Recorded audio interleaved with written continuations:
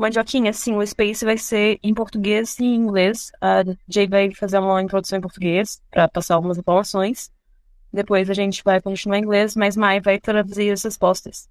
E as perguntas eu vou estar subindo em português e inglês aqui para todo mundo. And hi, Camila. Hi, everyone. É pra desbloquear a skin bilíngue? Não.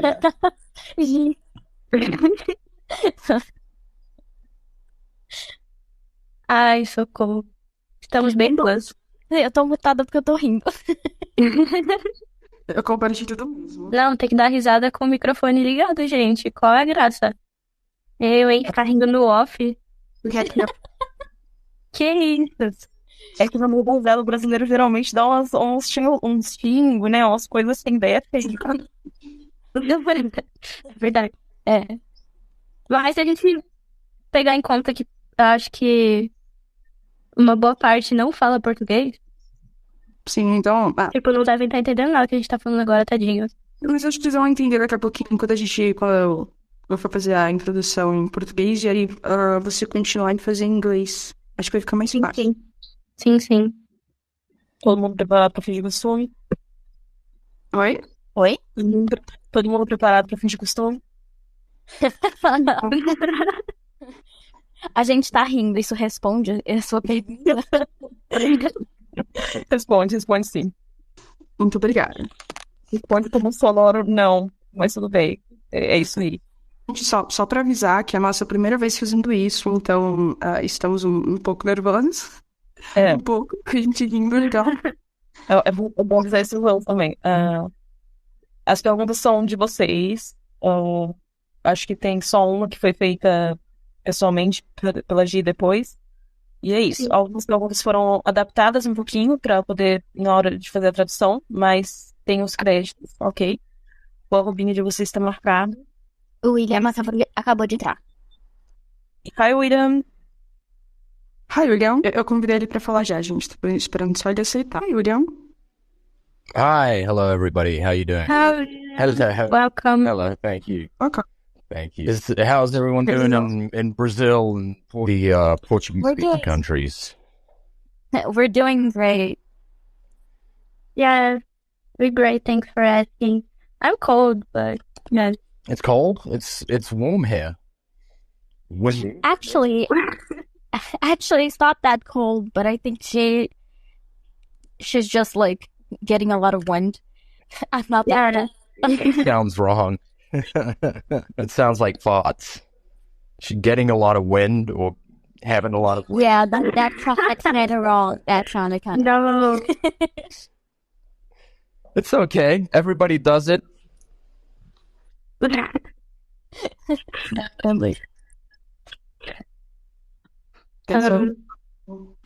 Okay, so first of all, thanks for having me on.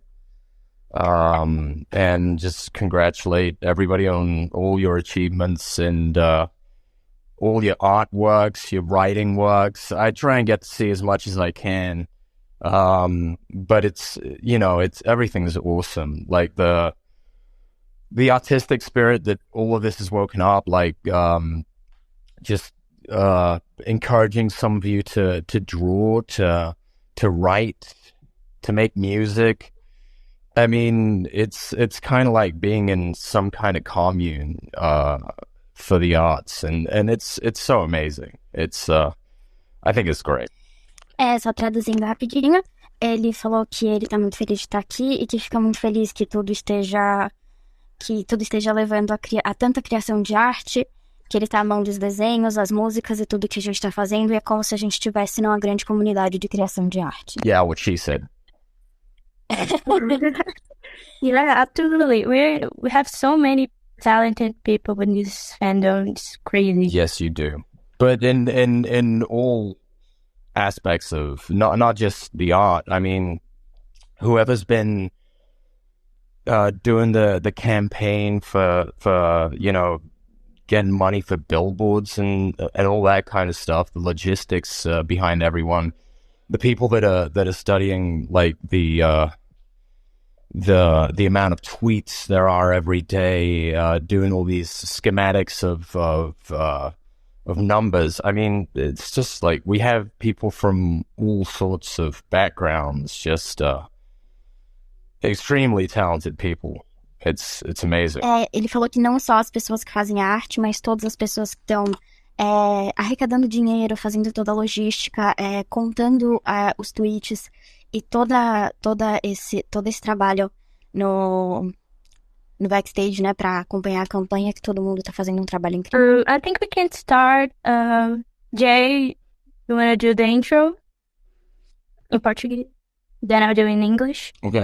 Ok. Boa noite, pessoal. Sejam todos bem-vindos ao nosso primeiro Space brasileiro de entrevista com tradução simultânea. Eu sou a Jay. A gente tem aqui a Gi, que está como co-host, a Nina, que está como oradora, e a May, que está como oradora, e temos nosso querido William. Só para lembrar para vocês que a May vai estar traduzindo somente as respostas do William, tá? A Nina vai estar subindo as perguntas aqui em cima para ficar muito mais fácil para a gente poupar tempo. Então, é isso. Eu espero que vocês gostem. Good evening, everyone. Welcome.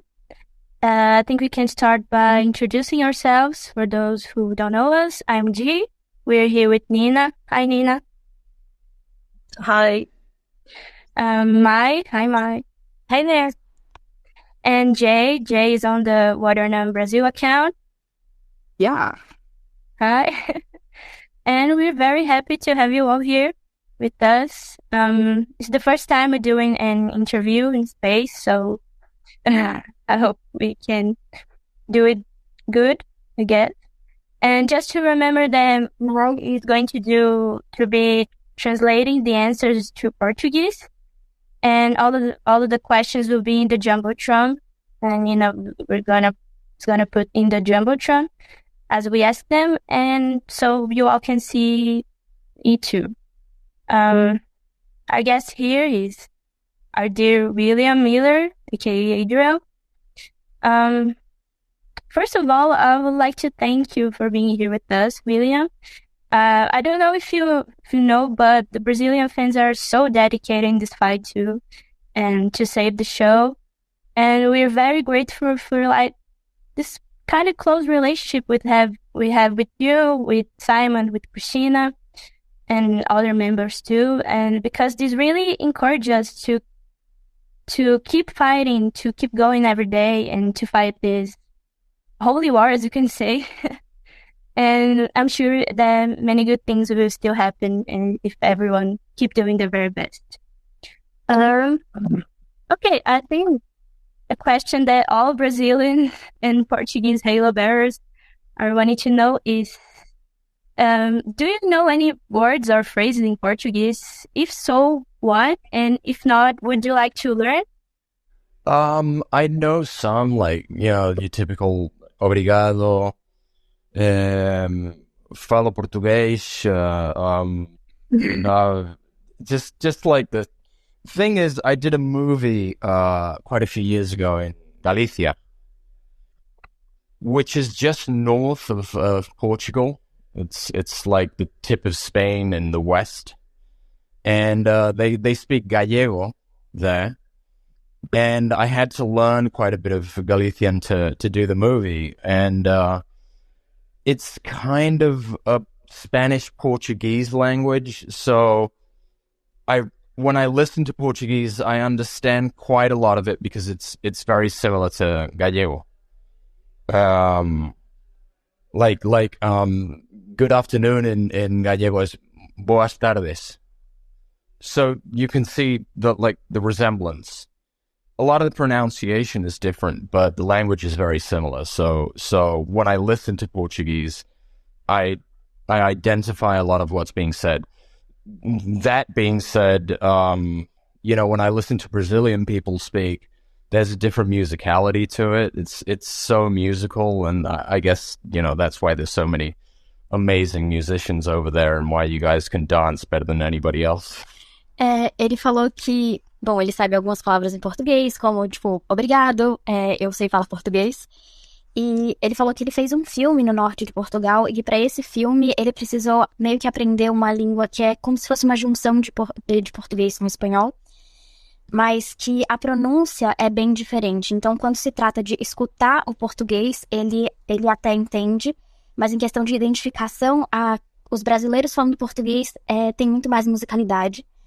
E, inclusive, ele acha que é por isso que nós temos músicos tão maravilhosos. See, I understood all of that.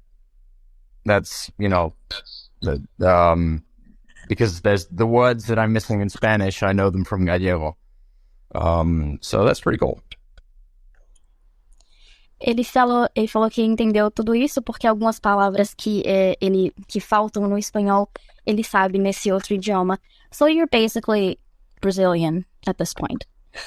Yeah. Definitely. Yeah, I mean, besides the not knowing how to play soccer and being a terrible dancer, you could say. Yeah, I'm a terrible dancer too, so that's not like it's cool. And yeah, Portuguese and Spanish are very similar. There's a difference between Brazilian Portuguese and Portugal Portuguese, which there's also that. What's the main difference between Brazilian Portuguese and Portuguese Portuguese? I think it's most the pronunciation. Yeah. We have and it's like British and in American English. Okay, so it's like Spanish and South American Spanish. Because would you say that, for instance, Brazilian Portuguese is an older version of Portuguese? What I think I'd say is that Portugal Portuguese is a little more literal. We Brazilians, we tend to make slang and expressions with everything. So see, that's interesting because like South American Spanish, obviously depending on where you go, there's very different accents with Spanish in South America. But the thing they all usually have in common is that the structure of phrases or some of the things they say is more like classic old Spanish, like from the 16th, 17th century. And Spanish from Spain has evolved from that into more of a slang Spanish. So it's curious that between Portugal and Brazil, it went the completely the other way. Ele falou, a gente acabou falando um pouquinho do português brasileiro, do português de Portugal. Ele perguntou qual que a gente achava que era a maior diferença. A Gi falou do sotaque. Eu falei que eu achava o português de Portugal um pouquinho mais literal. E o William falou que achou engraçado porque no espanhol da América Latina foi exatamente o contrário. No espanhol da Espanha, eles começaram a adaptar de um jeito com mais expressões, enquanto aqui no espanhol da América Latina, eles ainda falam ainda falam de um jeito bem mais antigo, apesar das estruturas de frases serem muito parecidas. Okay, does anyone want to say something before we start the question? I guess no. Okay, so let's move on.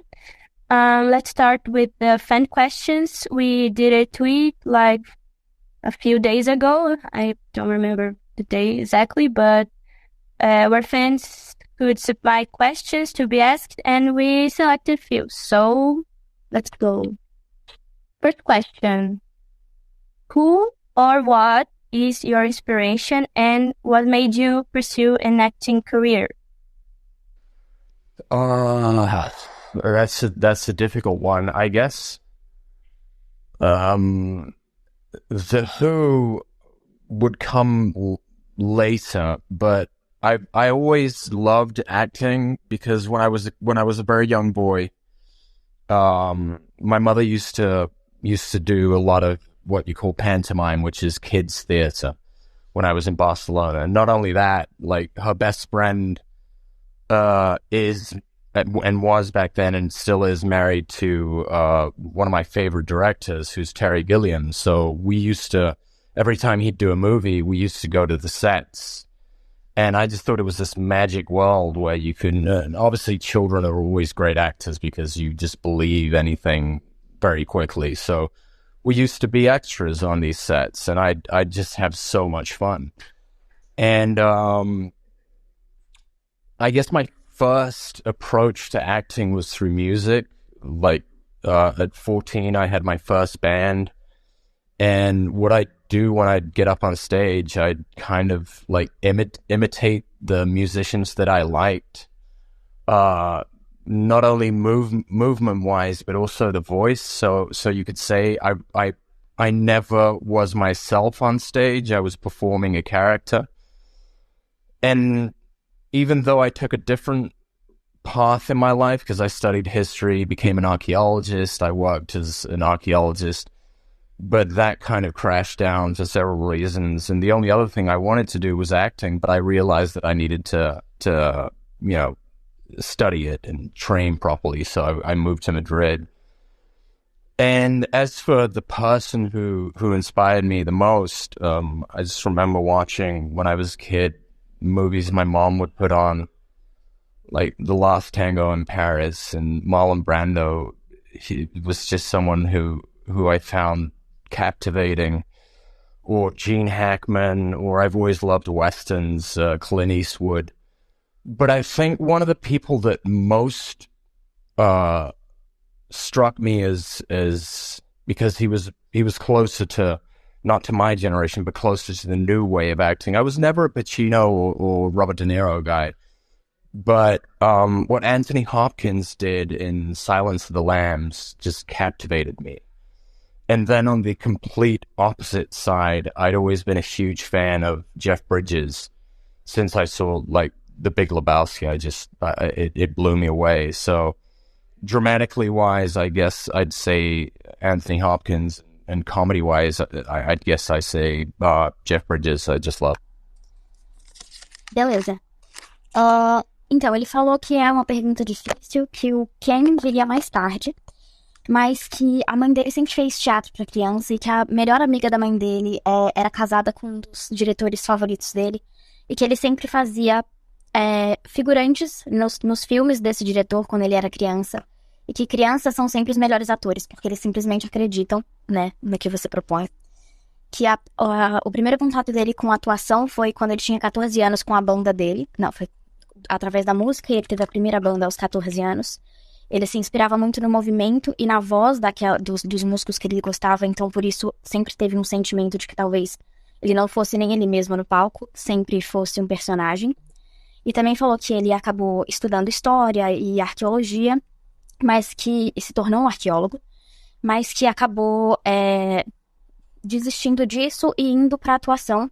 E que, é claro, ele queria estudar para fazer direito, então ele foi para Madrid estudar para fazer atuação direito. E então ele foi para Madrid. E algumas pessoas que ele sempre se inspirou, que mexeram muito com ele, foram Marlon Brando, Clint Eastwood, assim, próximo da nova era, assim, mais dramaticamente, muito inspirado pelo Anthony Hopkins. E também, mais pro lado da comédia, mais o Jeff Bridges. You have a very good memory. Oh, I'm writing everything down. I know that you're not writing everything down, but like I've seen people in film festivals do the translating and the way they structure the translating. It's very professional. It's people that studied that for years. So I don't know if this is actually your profession, but if it's not, you'd be very good at it. Thank you very much. I'm flattered. I have another question here, but I think I'm gonna jump to a question that I was supposed to do later, but you talked about your band. Being a band in 14 years? Yeah. And yeah, I started playing in a band at 14.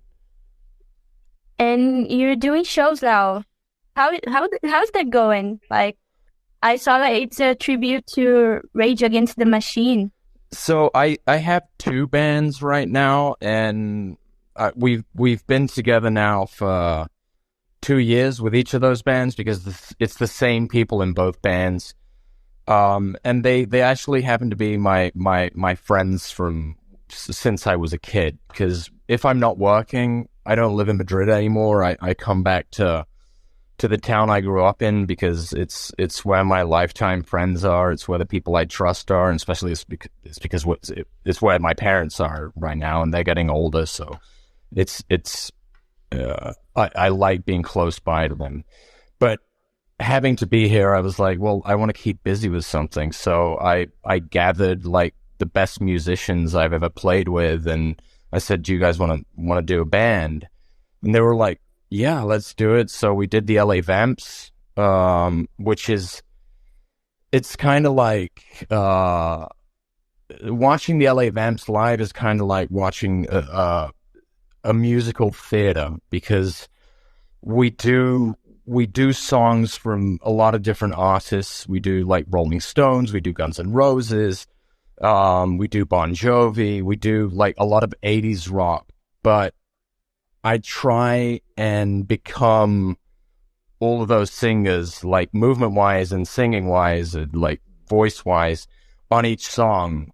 So I bring a lot of acting into it, and it's really cool. That's kind of working. And we also do some original work on that band. And the other band kind of came up because Rage Against the Machine is one of my favorite bands from all time. I love their lyrics. I love their philosophy. I love the combative words that they sing. You know, I think back then in the 90s it was great, but now in today's world it makes even more sense. And I'd always been very good at doing Zach De La Rocha. We always, in my other bands, I always did a couple of songs by Rage Against the Machine, and everyone was like, dude, you sound exactly like him. So some of the friends from the LA Vamps, they said, why don't we do a tribute band to Rage Against the Machine? Which basically, to me, sounded like a lot of work, because I don't know, anybody who's heard the band know that that's a lot of lyrics, it's rap, you got to have a lot of flow.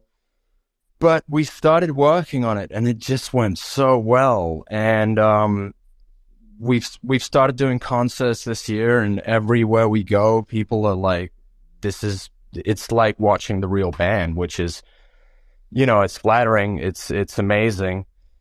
And yeah, so that's where we are. Beleza. Ele falou agora que, na verdade, ele tem duas bandas, e na verdade eles estão juntos já tem 2 anos, e as duas bandas são com as mesmas pessoas, que são os amigos de infância dele. Ele não mora mais em Madrid, agora ele tá morando na cidade em que ele cresceu, perto dos amigos, perto dos pais, mas enquanto em Madrid ele sentiu a necessidade de se manter ocupado. Então ele juntou os melhores músicos que ele podia lembrar, e ele juntou o LA Vamps, que assistir o LA Vamps é como se você estivesse assistindo um teatro musical. Eles fazem músicas de vários artistas, tipo Guns N' Roses, Bon Jovi, e ele sempre tenta trazer elementos desses cantores realmente como se fosse um personagem mesmo, e eles também fazem músicas originais. A outra banda é como um tributo para Rage Against the Machine, que é a banda favorita do William. Ele ama as letras, ele ama a filosofia. Ele achava que nos anos 90 era uma banda extremamente importante, e agora eles são ainda melhores. Sempre falam pra ele que ele soa exatamente como o cantor da banda. E os amigos dele, quando sugeriam de fazer o tributo, ele achou que seria muito trabalho, porque tem muitas letras, você tem que ter todo um flow pra cantar as músicas, mas que eles estão fazendo shows agora, que as pessoas falam que parece realmente que estão escutando a banda de verdade, e que isso é muito... ele se sente muito lisonjeado com isso. Also, William would like to say that we are going to share now the tweet with the link for everyone to vote for his band to participate in a music festival in Madrid. A gente tá compartilhando, já eu acho que a Nena já vai compartilhar o link para todo mundo votar para a banda do William participar de um festival de música em Madrid. Listen, I hate, like, I never, ever ask the things to myself online, like with fans and shit, because I feel really bad about it.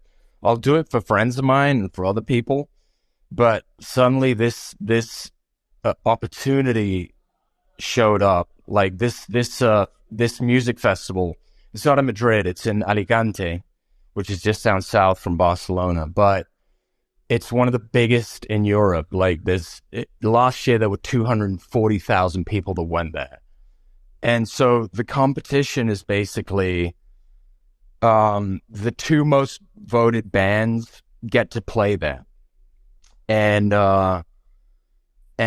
for us, it would be like a dream come true. So, I was like, if I can mobilize this in some way, because the voting is quite simple. And the cool thing about it is that it's very difficult to cheat in it. I think right now we're at number 8 or something like that, with almost 300 votes, and the guys that are first have like almost 900. But we only joined the thing yesterday. It's apparently been going for 2 weeks, and it's going to be going for like another month, maybe a bit more. But what I do promise to do, if we get up there, like if we win, there's the song that Rage Against the Machine play that's called Sleep Now in the Fire, and it starts with like a really, really potent scream. And if we get there, and we'll record it, I will scream, say Warrior Nun. I'll do it, because I know that all the votes we've been getting in are you guys, and everybody in the band is so appreciative of it, and it's just amazing. And I feel really small and horrible for asking for this, but it's like one of the biggest dreams that I'd ever want to have is to play on. Don't ever feel sorry for that. You do have an army of unhinged gays for life. So, now I'm gonna translate it. Ele disse que ele se sente muito mal de pedir coisas pra ele na internet, que normalmente ele faz por amigos ou algo assim, mas foi uma oportunidade que surgiu, que sempre foi dos maiores sonhos dele, se apresentar num palco desse jeito. Que, na verdade, eu falei errado, o festival vai ser em Alicante. E é um dos maiores festivais. Vão ter, no último festival, se eu não me engano, tiveram 240 mil pessoas. É uma competição, e as 2 bandas mais votadas vão tocar lá, e que seria um sonho muito grande. E que, caso eles ganhem e eles cheguem a tocar lá, eles vão tocar uma música que é do Rage Against the Machine, que é Sleep Now on a Fire, que começa com um grito muito potente, e ele promete que se chegar lá, se eles conseguirem, o que ele vai gritar no começo da música é Save Warrior Nun, porque estão todos muito gratos por a gente estar votando. Yeah, like Mai said, don't ever feel bad for asking us to do something, because we're gonna do it without question. I know, but I always do. Like, I hate answering myself. Like, I'm usually a very private person. Like, I never go to premieres, I never go to red carpets, unless it's something that I have to promote. But, it always makes me feel a bit embarrassed. But I love that you guys are saying that, and I'm so grateful for it. The thing I do have to say, because the voting process it's the same as most things you've ever done, but they do send you an email where you have to confirm. So if you receive an email from something called Vinha Rock, it's basically that if you voted, you have to go in there and confirm. Ele falou que realmente é uma pessoa muito, muito, né, privada, tudo, e que ele realmente não pede, mas que é uma grande oportunidade, e ele só queria falar pra todo mundo que é uma votação bem simples, mas que você vai receber um e-mail depois de votar, e você tem que confirmar o seu voto, porque senão, muito provavelmente, seu voto não vai contar. Então, só pra lembrar disso, a gente pode prosseguir. Okay, does anyone want to say something? Nina, Jay? No, thank you. I'm okay. Nina, you're good? I'm good. I'm just cheeky, but I'm good. Okay, so let's move on to the next question. What was it like when you first started working on Warrior Nun? Like, you have any expectations, any concerns, any, I don't know, like, what was it like for you to start in this project? Warrior Nun, such a crazy name. I remember getting the, they sent me the audition from the US, my agents, and they said, listen, we just got this. It came in specifically for you. Like, they're looking for you. It's something called Warrior Nun. And at first I cringed. I was like, what? What are you talking about? It's a Netflix show called Warrior Nun. And all I could think about was some like weird superhero thing that Netflix wanted to do that was going to be very strange.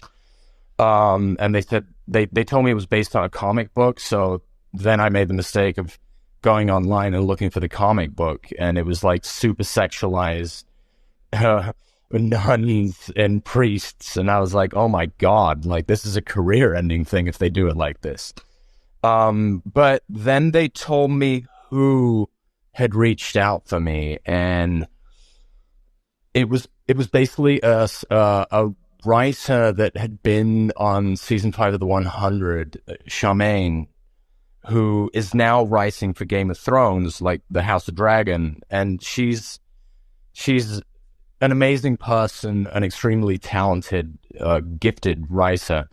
And when they had already been filming Warrior Nun for I think 3 months, and it was coming to the time where they needed to find an actor to play Adriel at the end of season 1.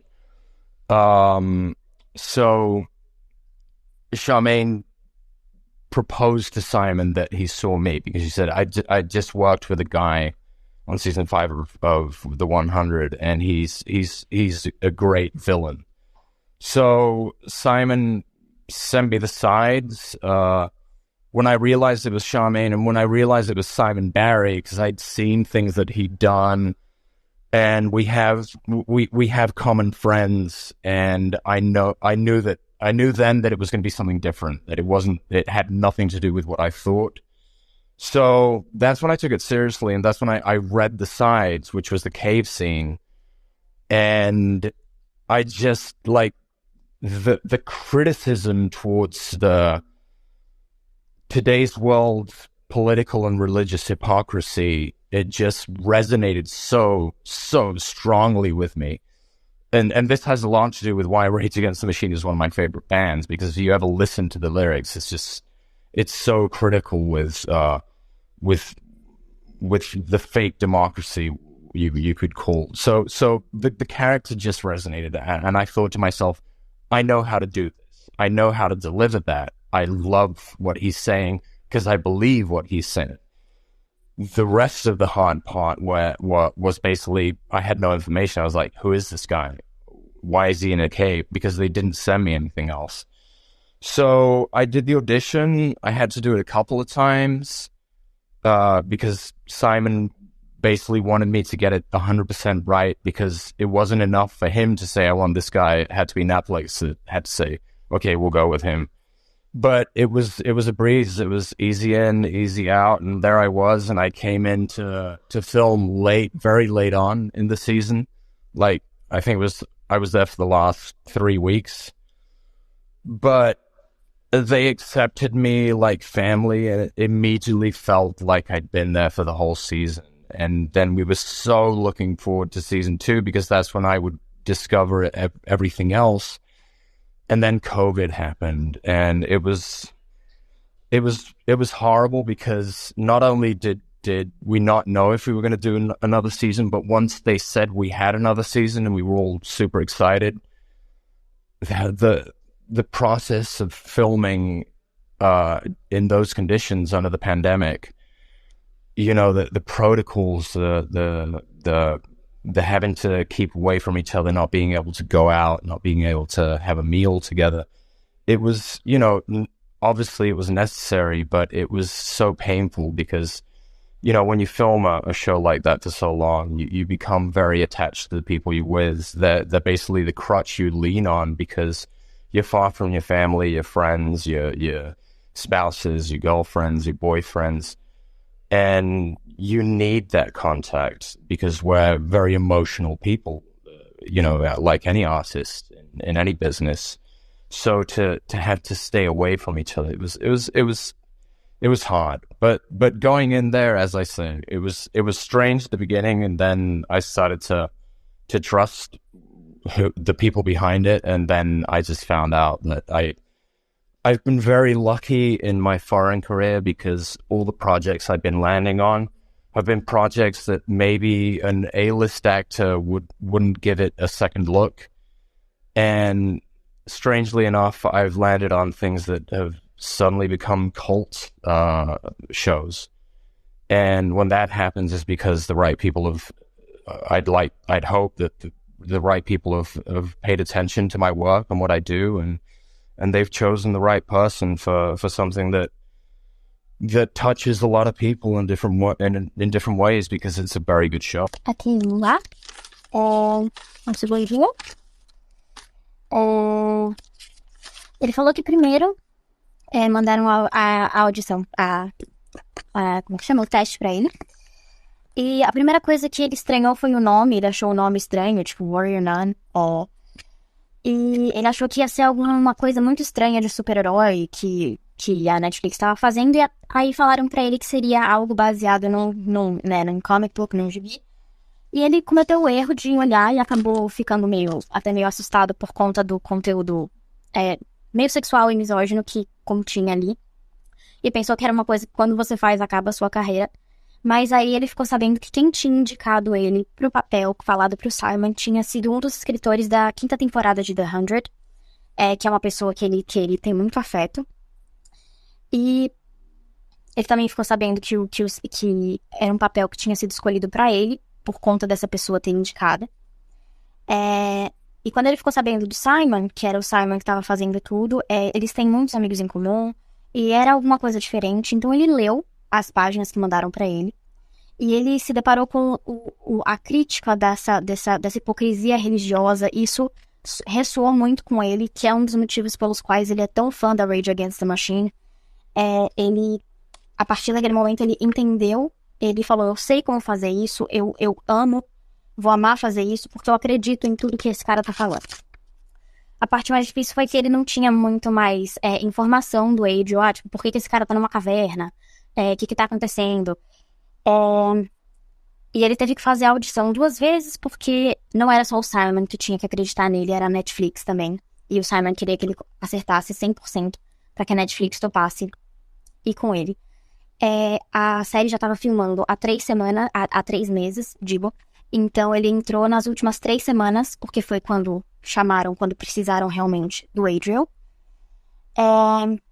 Mas mesmo assim, quando ele entrou, mesmo faltando apenas 3 semanas pra acabar a gravação, ele se sentiu muito em família.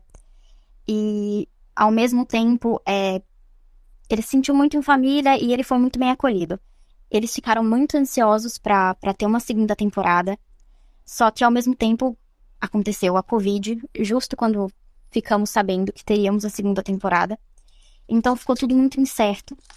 Então, ao mesmo tempo que foi muito bom ter a segunda temporada, também foi muito difícil gravar, porque são pessoas, assim, ele falou, nós artistas somos pessoas sensíveis, e a gente já estava longe de família, a gente já estava longe de amigos, e foi muito difícil não ter esse contato uns com os outros, ter a falta desse contato.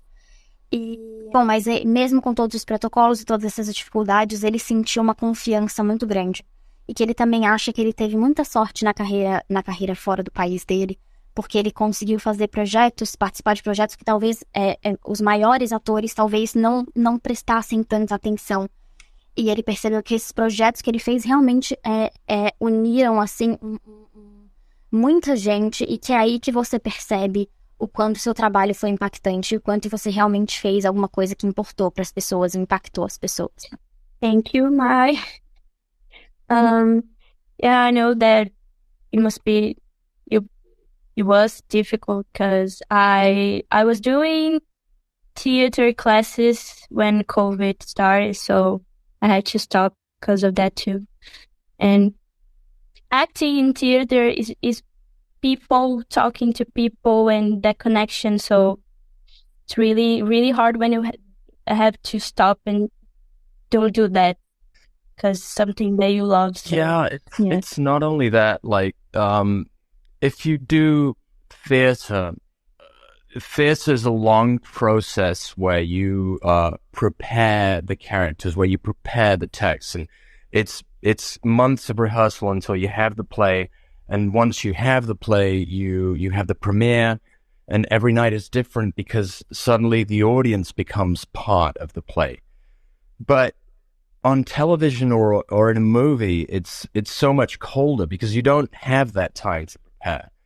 you get there and you start production. So you don't know the people you're working with unless you've worked with them before. But if you don't know the people you're working with, there's a whole process of going out, having a drink with them, having a meal, and you get to know them, and you start asking them questions that might seem super personal for somebody you've just met.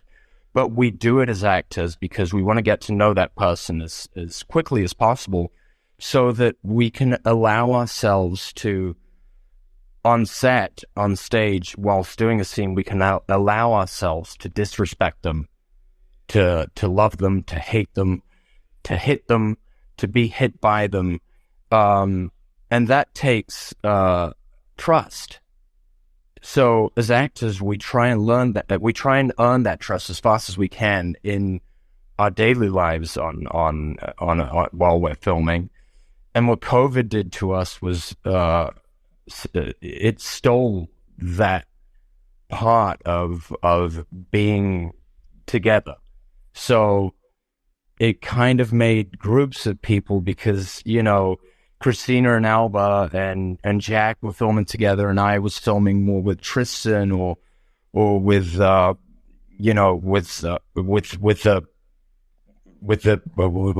firstborn children and all of that. I was mostly on my own. So, you know, it was kind of like you felt kind of left out, and even though it was a fake sensation, it was a fake feeling. You felt left out because you didn't have that connection. I mean, I was lucky because I've since I met them, I've always been a very good friend of like our DP, Simon, Winston Helgeson from the embassy, which they did the VFX, and they're absolutely incredible.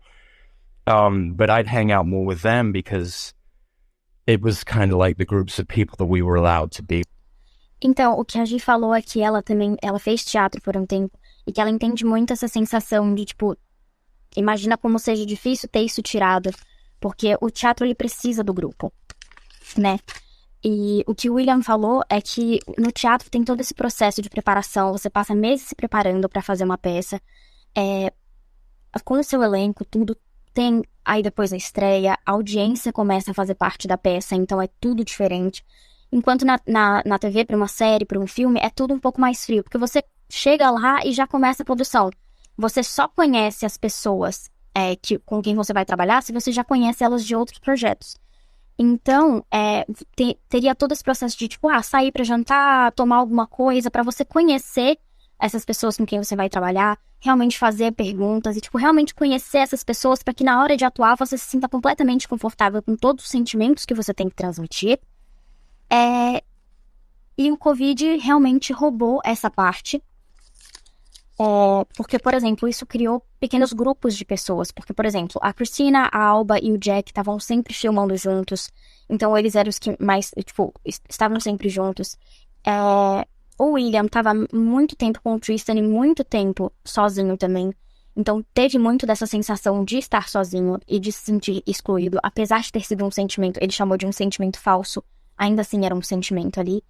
Então, ele tem muita sorte de ter os amigos ali, tipo, por exemplo, o Simon, um dos coordenadores do VFX, que é do Embassy, que fez todos os efeitos especiais, porque no final do dia existiam esses grupos com quem você mais estava, que eram as pessoas com quem você mais poderia estar em tempo livre também. É isso. So when it came, for instance, to the work with Simon, for instance, I spent a lot of time like just going out for dinners with Simon and the lads and just having some wines together or going out. So it was cool because when he directed me, it was like working. It wasn't the kind of usual establishment where you don't know the director very well and you know that he's basically the boss and the captain on set and everything that he says goes. And even though that was still there because you got to respect your director, it's not that I disrespected the director, but I was able to be a lot more forthcoming with ideas or suggestions or feeling relaxed, being like giving myself to him and being in his hands as a director. because I had that relationship that we built outside. Ele falou que em termos de trabalho, foi muito bom ele ter, porque principalmente com o Simon, ele saía bastante, tomava um vinho, então na hora em que ele era dirigido pelo Simon, não tinha tanto aquela distância em que você normalmente tem num set, em que você é o ator que está sendo dirigido de forma distante pelo diretor e qualquer coisa que ele fala é como se fosse uma ordem. É claro que você tem que respeitar o seu diretor, mas que ele se sentiu muito mais confortável para dar ideias, para dar sugestões, por conta desse relacionamento que eles criaram por fora, desse tempo livre que eles passaram juntos nesse momento. Does anyone want to say something before we jump to the next question? Or are we good to go? Yeah. Okay. William, you mentioned The 100, and I was a huge fan of The 100. I binge watched the 7 seasons like 3 times, I guess, or more, I don't know. And one question that we have here is, what a conversation between your character in The 100, McQuarrie, and Adriel from Warrior Nun would be like? Well, it's a complicated one because I don't think that McCreary was much of a Bible person. But if he saw that somebody like Adriel was capable of performing miracles, like the organization of the prisoners in season 5 of the 100 was basically what happens in a prison. You have your groups, you have your men that you're with that have your back, that will protect you.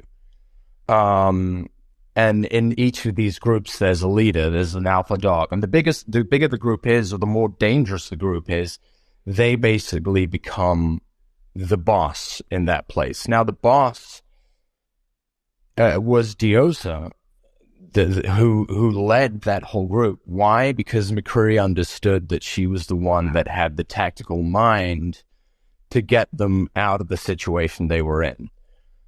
So I think that in that respect, I think McCreary was a clever guy to kind of say, this is the alpha dog, and I'm going to allow the alpha dog to be the alpha dog, to be the boss, until I feel safe enough to take over myself.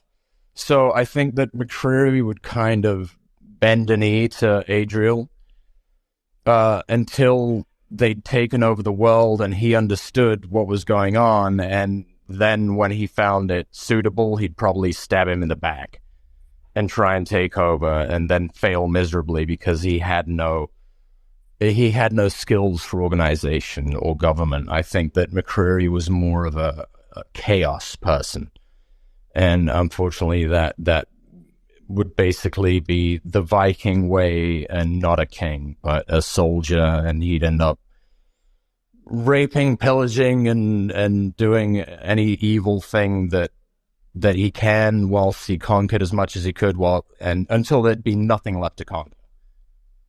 Adriel would have him as one of his best sergeants, because he'd be like, I tell this guy to do something, he does it, and he'd be fine with that, and he'd probably see the knife coming in the back, so he'd eliminate him as soon as he tried.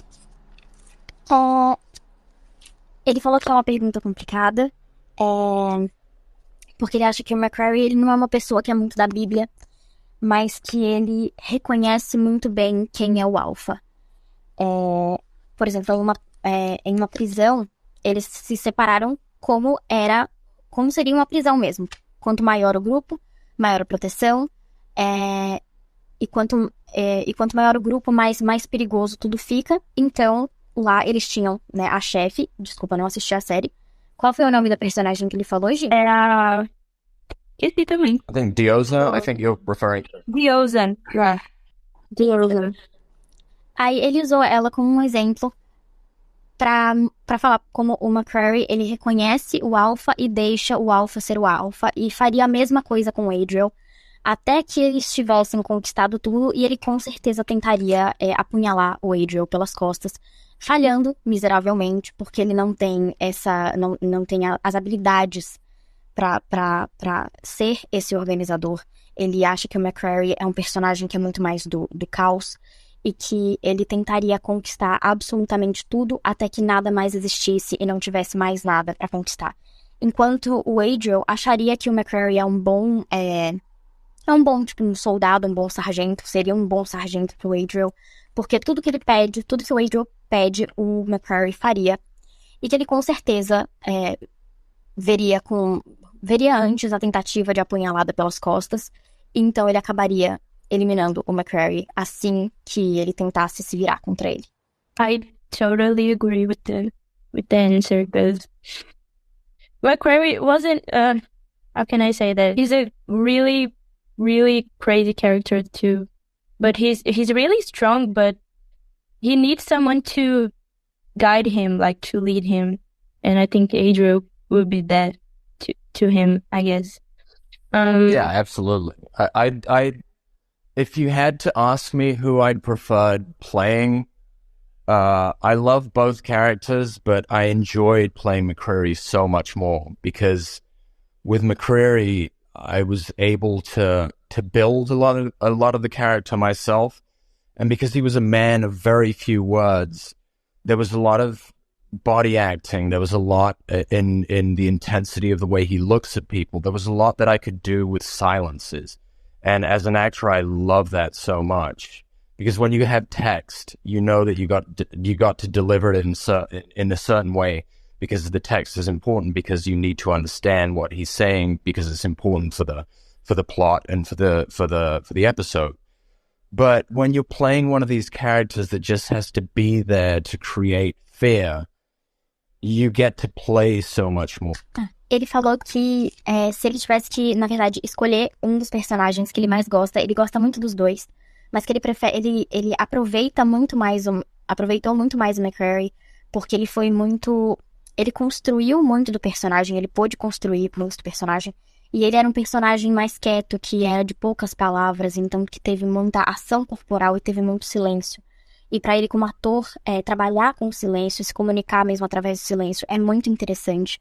Porque quando você tem texto, você tem que dar esse texto corretamente, porque é importante pro episódio, é importante pra história, enquanto você tem muito mais liberdade pra fazer um personagem que tá ali quieto e que tá muito ali pra colocar mira. So now I'm gonna let Nina take the lead with the next few questions we have. So, thank you, G. Hi again, Wigan.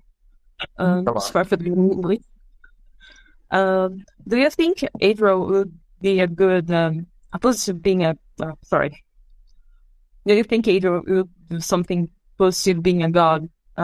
What do you think his Bible would bring, or what will be his commandments?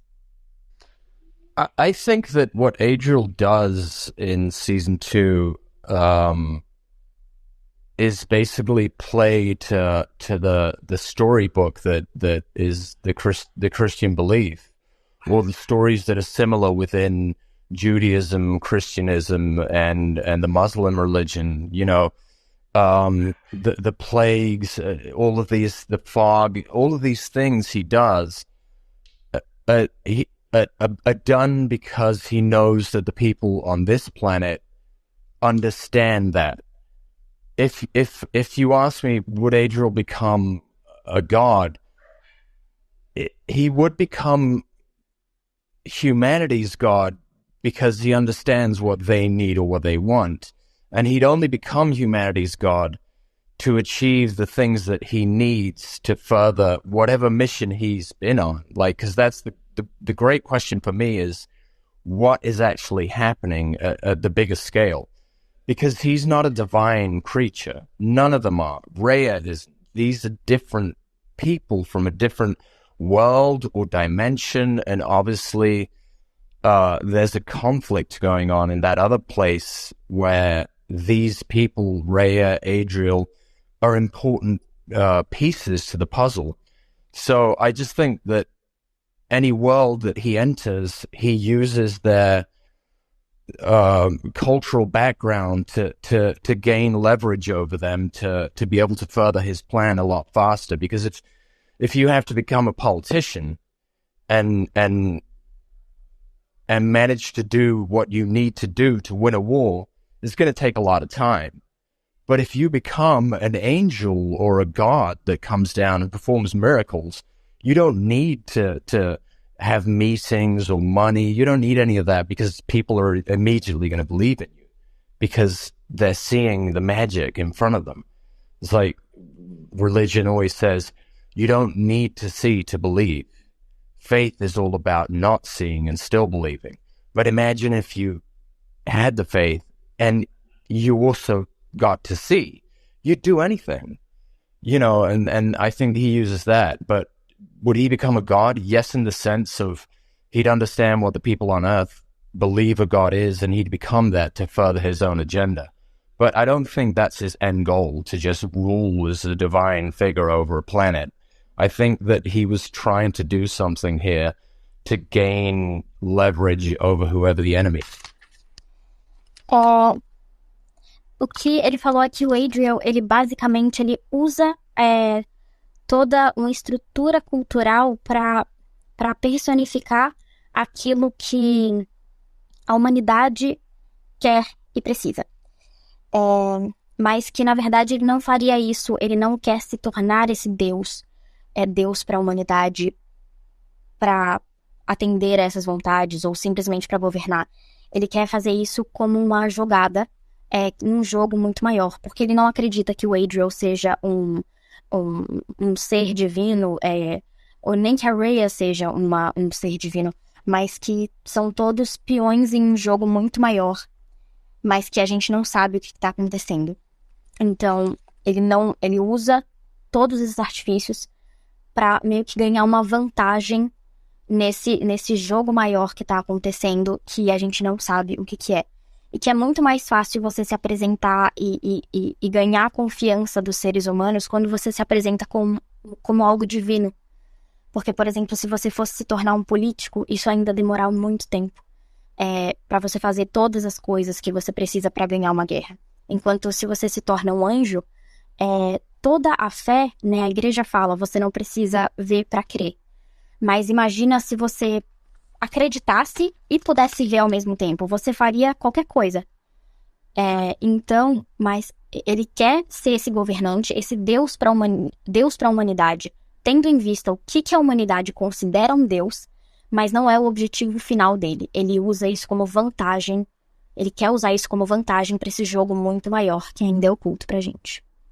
Yeah, so if I give you an example, for instance, just imagine that Adriel showed up and presented himself as an extraterrestrial or an alien from a different planet.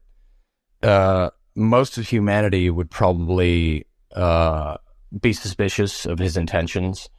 The military would probably not accept, like they'd say, well, you need to stay away or you need to be contained until we understand what you are, who you are, what your intentions are. There'd be all sorts of problems. So if he is an alien, if he is from another world or whatever, that's not the way he's going to present himself. He's going to present himself in a way that he's accepted immediately. How to do that? What is the culture of this planet? How can I present myself in a way that I can earn the trust of maybe not everyone, but of most people on that planet, and be able to have them do my bidding without question. Ele falou que, como exemplo, é como se a gente imaginasse o Adriel chegando aqui como se ele fosse um alien, um extraterrestre.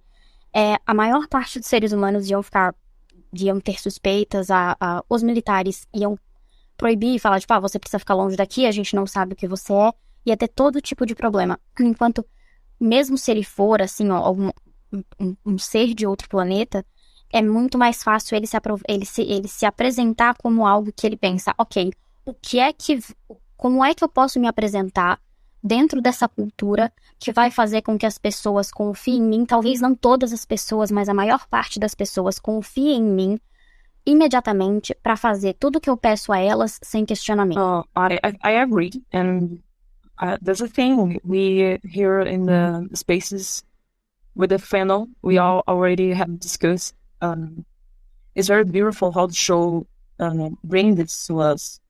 Dread, it always has a real faith, and Adriel play with the faith with people.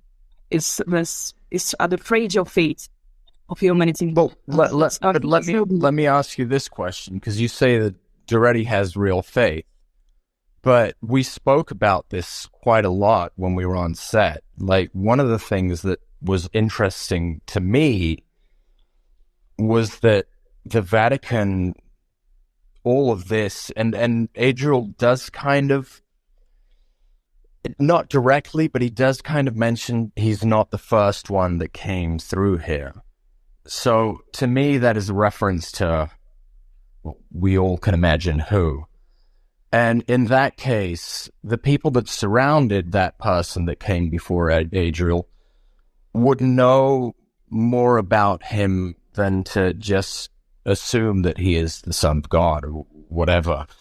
So the Catholic Church locks Adriel in when he arrives, because they recognize what he is.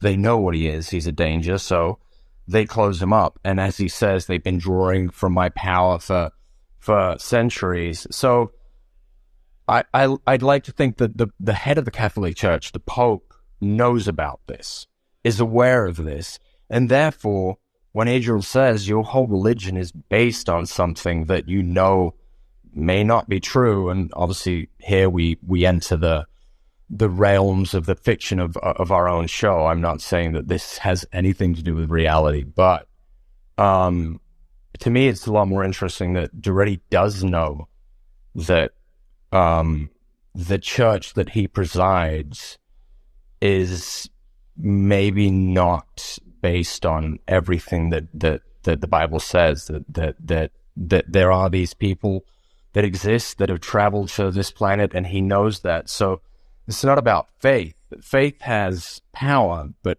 faith has power as much as belief. I like to call faith love. Like a mother is able to lift up a car if her child's in danger.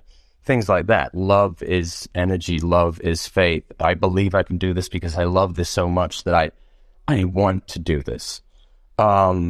That, I think, is what the faith is. You call it whatever you want. He chooses to call it God because obviously Duretti can't lose faith in front of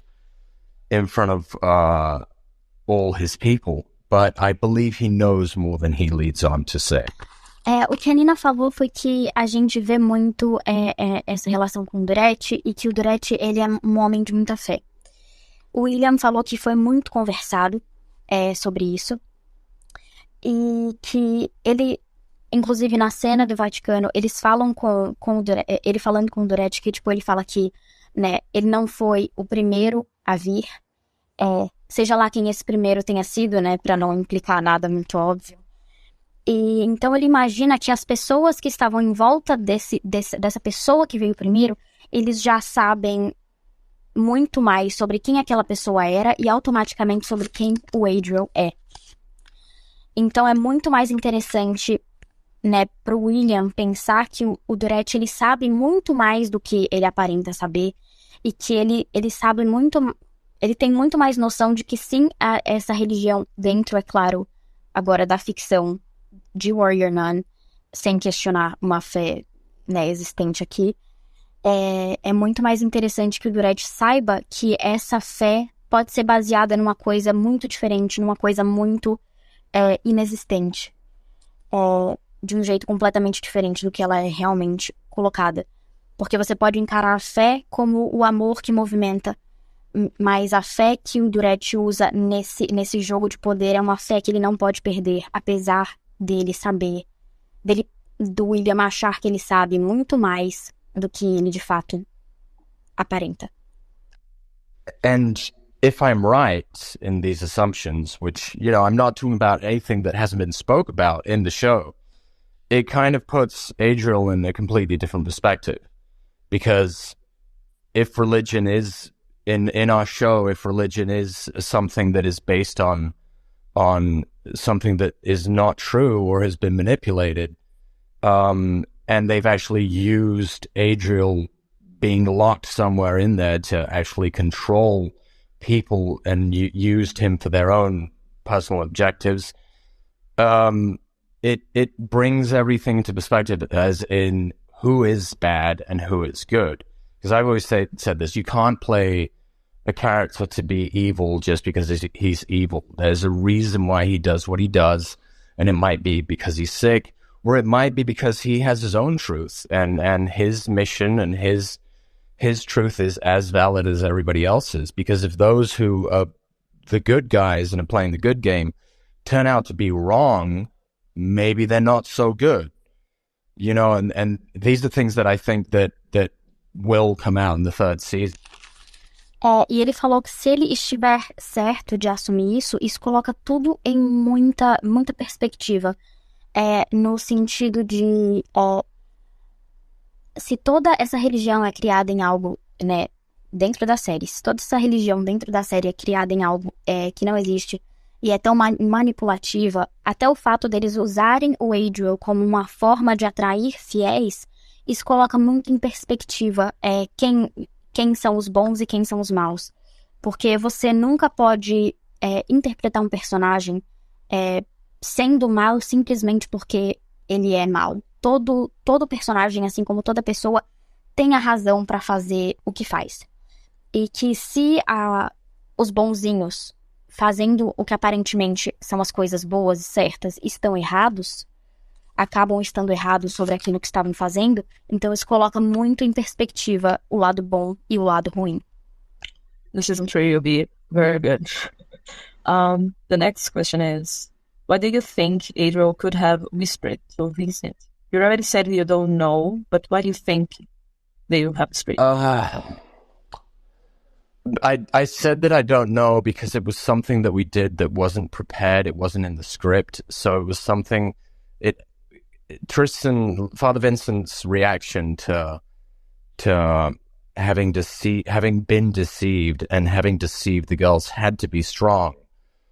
And what was written, Simon never liked it. And when I read it, I was like, you know, are we going to say this? And Tristan said, it can't be that because it just completely sells my character. And we then agreed, well, let him whisper something in his ear, and, you know, it'll be something so devastating that it will make him crack like that. And we don't need to reveal what it is. But it kind of saves face for Father Vincent, because we understand that he has been lied to as much as he's lied to the girls. What I said to him, I think I changed my words in every take. Some of the takes I said personal things to him because I've known Tristan for many years. I admired him as an aspiring actor. I was an aspiring actor, and he was already one of the biggest actors in Spain. He's so good, and so I admired him from afar, and then we started working together, and I'm proud to nowadays to call him a friend. And I know his wife, I know his brother, you know, so I could get personal with him to try and trigger things. But the one phrase that I did say that wasn't personal and had to do more with the story, and remember, I'm not saying that this is what Adriel actually says, because that is still to be revealed. In one of the takes, I did say to him, everything you have ever believed is a lie. Então, desculpa, deixa eu só pegar aqui direito. Ele falou que não estava no script, mas que ele precisava tirar do Tristan uma reação forte. Tinha algo escrito no script, mas que o Simon nunca gostou. E o Tristan tinha falado que o que estava ali no script, ele falou, tipo, se a gente falar isso completamente, tipo, vende, isso meio que acaba com a premissa do meu personagem. E eles concordaram então em fazer algo que o Adriel simplesmente sussurrava e que não seria abordado. Mas tinha que ser alguma coisa tão devastadora que faria o Tristan, o Vincent, quebrar completamente. E perceber depois, né, mais tarde, que ele tinha... Que mentiram pra ele tanto quanto ele mentiu pras meninas. O William disse que nos takes ele mudava as palavras que ele usava, tipo, o que ele falava pro Tristan mudava em todo take. Em alguns takes, ele usou coisas pessoais pra ter uma reação mais forte do Tristan, porque ele conhece o Tristan, ele sempre admirou muito ele como ator, conhece a família dele, conhece a vida dele, e que sempre admirou como ator e hoje em dia é amigo, então isso permitiu que ele fosse pra um lugar mais pessoal, pra tirar uma reação mais forte dele. Mas teve uma frase que não é pessoal, que ele de fato falou, que ele colocou bastante ênfase. Não é isso que o Adriel fala pro Vincent, mas uma coisa que ele falou pra tentar tirar uma reação forte foi tudo em que você acreditou até agora é uma mentira. Jay, it's your turn. Okay. So I have time for one more. Okay, no problem. I'm sorry, but I need to get away because I got my dog with me and I have to take him out. It's okay, don't worry. Okay, let's go. Okay, the sister believed that there is afterlife, but Michael's implies there is another type of existence of death. But to the fact that Adriel is not a human, how do you imagine this in the next for him? And do you think Adriel might show up again? Well, I think when the nuns say in this life or the next, I think they're obviously referring to an afterlife that belongs to the Christian culture.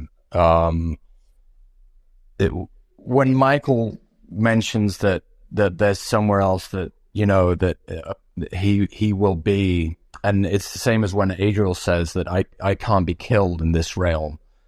They're obviously talking about something very different. They're talking about a different plane of existence, I'd say. When he mentions, like, even if you killed him with Divinian, like, I do think that if Adriel dies in this world, because and this all comes from when we see him get blown up by Divinian, and then he rebuilds himself. We see something behind his face that looks like energy or fire. And that is the true Adriel. Like, I think that he takes on this form to come here because if he didn't, humans wouldn't recognize him as one of their own or one of their angels or something that's in their own culture. But I think that it might not be his true form. And I think that the place he comes from, if you can get killed there, it's in some kind of different way that you would usually be killed in a material world. So I believe that if you ask me if could he still be somewhere, I'd like to think yes. I mean, we've shuffled the question with Rice's on the show and obviously with Simon, and the phrase that keeps coming back is, well, you can't be killed in this realm. So if you can't be killed in this realm, and even if you get ripped apart by Taras in this realm, it's this realm you can't be killed. So there's always the possibility. I think all of this depends, as Simon very well put in the interview we had with Simon, Christina, and myself. He said it's whatever serves the story best. If Adriel coming back in some sort of way serves the story properly, absolutely, there's ways of bringing him back, because within the story we've already said it's possible. If it's not going to further the story in any way, and it's just going to be because, oh, he's a cool character, let's bring him back because he's cool and people recognize him, I don't think Simon works that way, and I don't think anybody should, because I believe that any show has to be story-based and not actor-based. It has to be story and character-based. You know, it's what we're telling a story, and that's the only important thing, and the thing that matters. What doesn't matter is who's in it, as in the name of the actor. The character's important. So, obviously, I'd love to. You know, I'm all for it, but it all depends on whatever the creators decide. Ele disse que quando as freiras, né, as irmãs, elas falam, tipo, nessa vida ou na próxima, elas estão abordando um conceito de uma vida após a morte muito baseada no cristianismo. Enquanto quando o Adriel fala que ele não pode ser morto nesse plano, e o Michael fala que existe uma outra existência, eles estão falando de uma coisa completamente diferente do que elas estão falando. E, assim, ele fala que ele acha que sim, ainda existe uma chance, porque se é uma frase que eles usam muito e que foi muito conversada também pelo Simon com os roteiristas. O Adriel não pode ser morto nesse plano, nessa realidade. Mesmo que ele seja explodido por Divinion, você vê quando ele começa a se remontar, você vê por trás do rosto dele que talvez aquela seja a verdadeira forma dele. E que talvez ele só tenha se colocado na forma de Adriel, com essa forma humana, para ser reconhecido, para ser aceito pela humanidade e tudo, mas talvez o lugar do qual ele venha, ele não tenha aquela forma, e isso pode se influenciar se ele pode, por exemplo, ter sido, entre aspas, morto aqui e ter voltado para lá. E que é claro que tudo depende da história. Ele acha que uma série tem que ser baseada não nos atores que estão fazendo, mas nos personagens e na história que está seguindo. Então, que se for pertinente para a história, se o Simon achar que é pertinente, que vai agregar para a história, então sim, o Adriel pode sim voltar, porque tem espaço, tem abertura para isso. Mas que também, se não for algo que vai agregar, se for, porque o ator é legal, ou porque o personagem é legal, então que não deveria voltar. Ele adoraria voltar, obviamente, mas se não for agregar na história, então é completamente desnecessário. Oh, so, William? Yeah, I have to go, right? Sorry? I have to go. Yeah, I got to run. Okay, but the owner of Warrior Nun BRASIL, Paula, can't be here today, but she was a big fan. The owner of what? Warrior Nun BRASIL. Okay, yeah. Paula can't be here today. She's been with you since the 100, and she's a big fan. But she wanted you to know that she loves you very much. And exactly, we all love you very much. And I want to say thank you so much for your time and also for fighting with us every day, using the hashtag and interacting with us.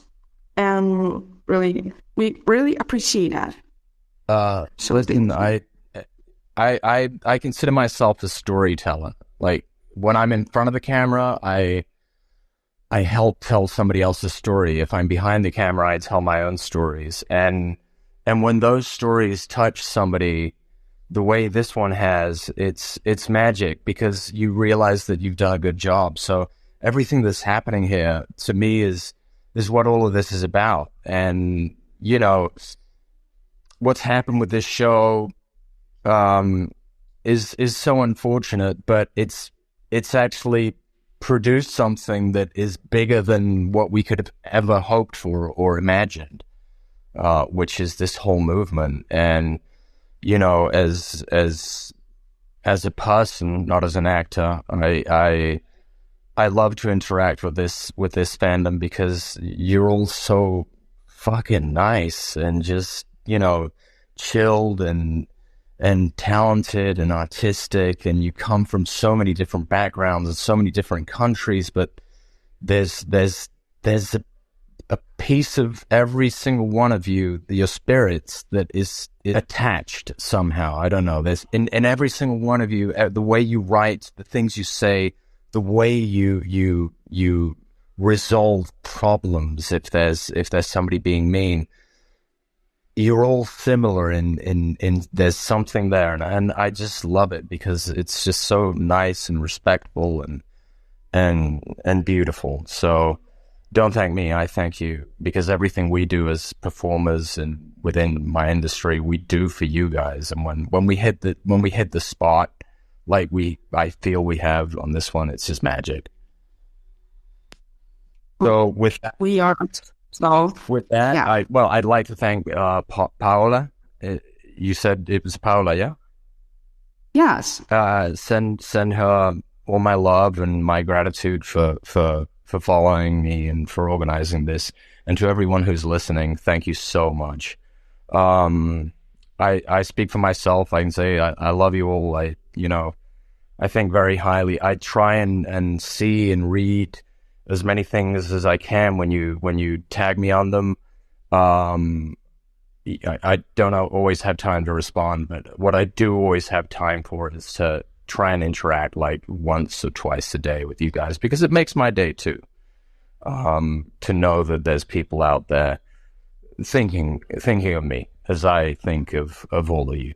So thank you very much for this space. Thank you for being so kind. Thank you for translating.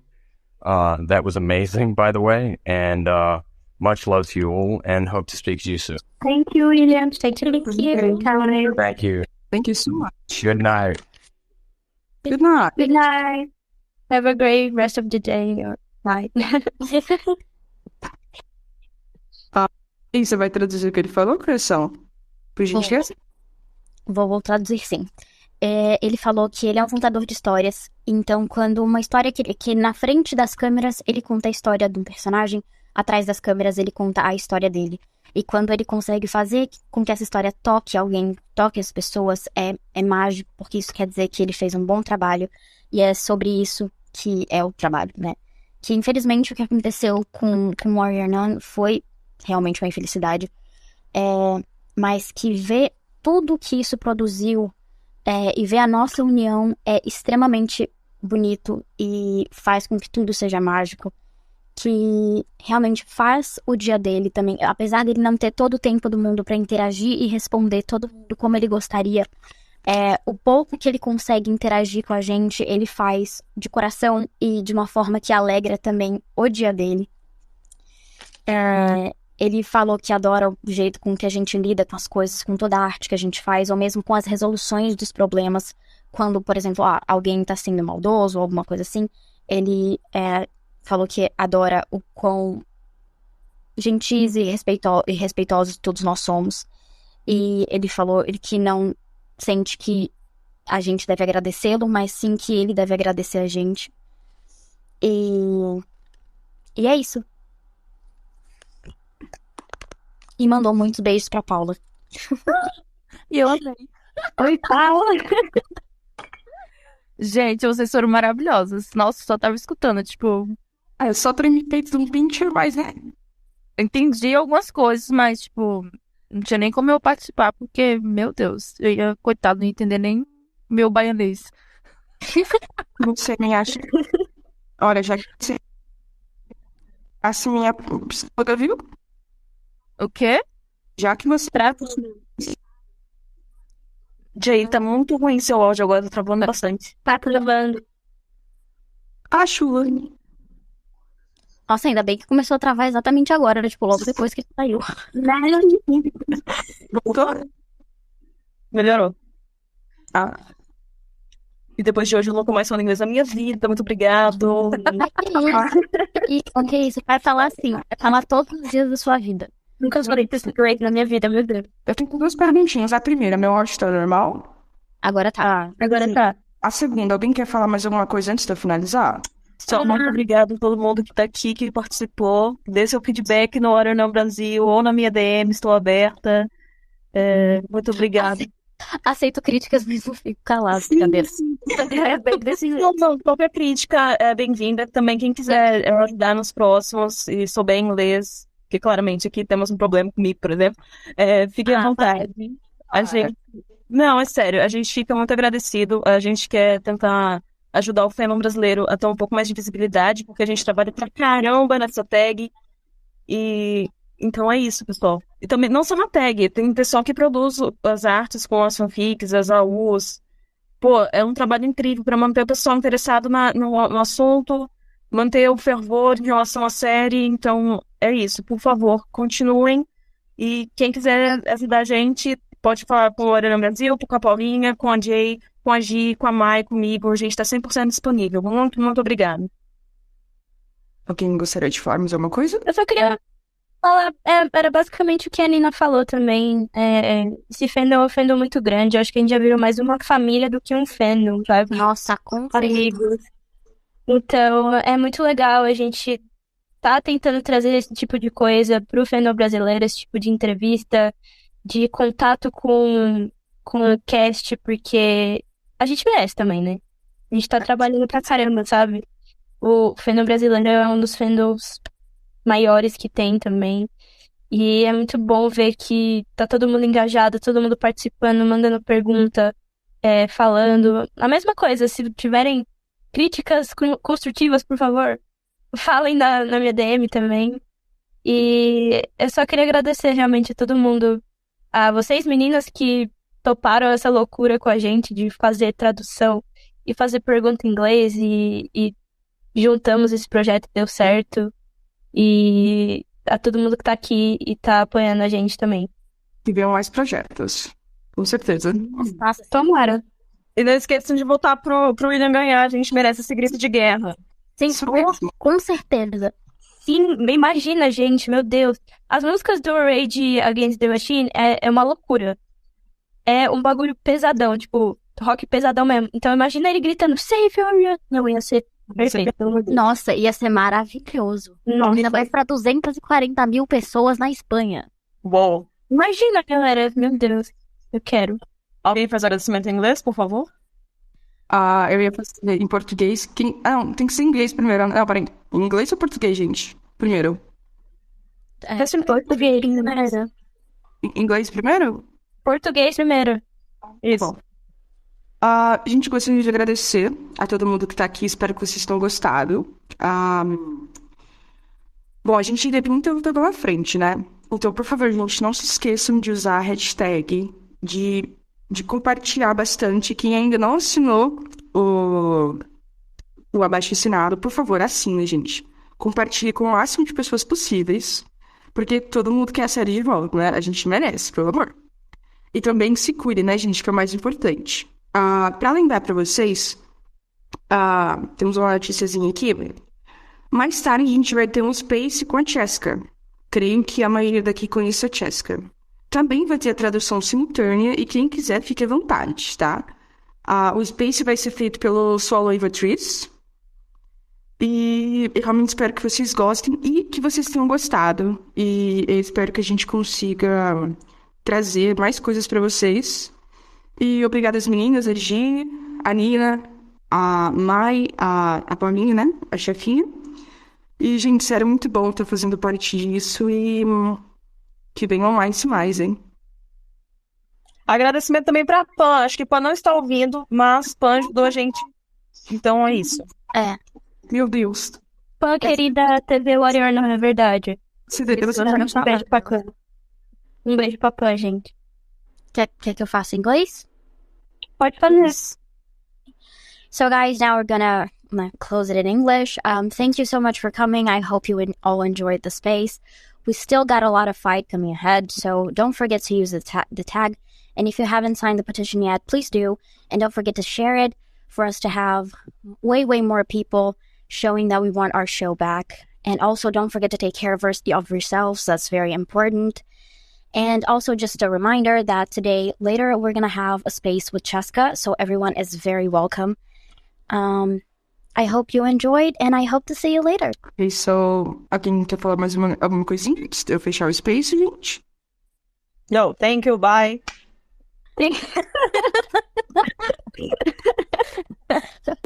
Bye, girls. Bye, y'all. Muito obrigada, gente. Bye, bye. Yeah. Bye. Bye.